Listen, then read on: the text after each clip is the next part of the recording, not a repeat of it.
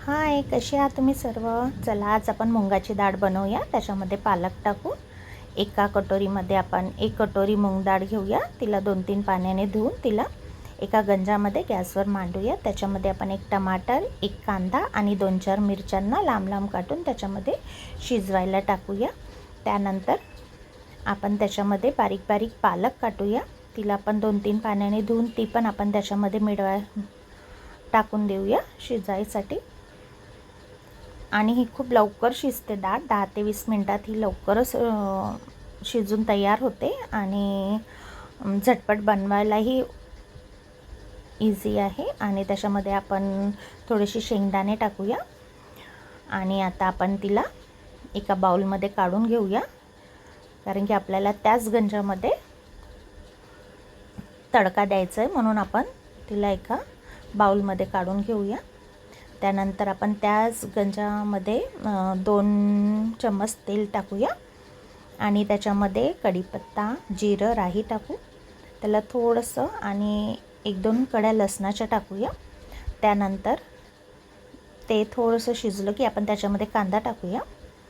कांद्याला पण आपण थोडंसं परतून घेऊया.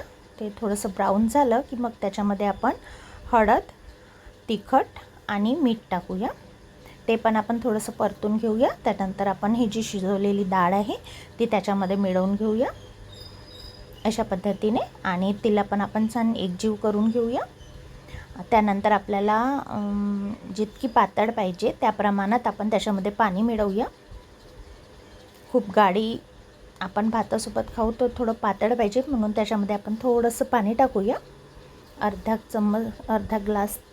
त्याच्यानंतर अशा पद्धतीने आपली मुगाची डाळ, मूग पालक डाळ रेडी झाली आहे. त्याच्यामध्ये आपण थोडंसं कस्तुरी मेथी पण टाकूया वरून.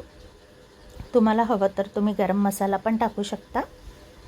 त्यानंतर असं सांबार थोडंसं आपण वरून टाकूया. त्याची टेस्ट खूप छान वाटते. अशा पद्धतीने तुम्ही पण बनवून पाहूया मुगाची डाळ. आणि खूप लवकर बनवून रेडी होतो आणि खायला पण खूप छान आहे, पौष्टिक आहे. तुम्ही नक्की बनवून पहा आणि माझी रेसिपी कशी वाटली ती नक्की सांगा. आणि अशा पद्धतीने एकदा बनवून पहा. गंजामध्येच शिजवली की लवकर ते रेडी होते. कुकरमध्ये शिजवायची गरज नाही आहे आणि खूप झटपट बनवून रेडी होती ही.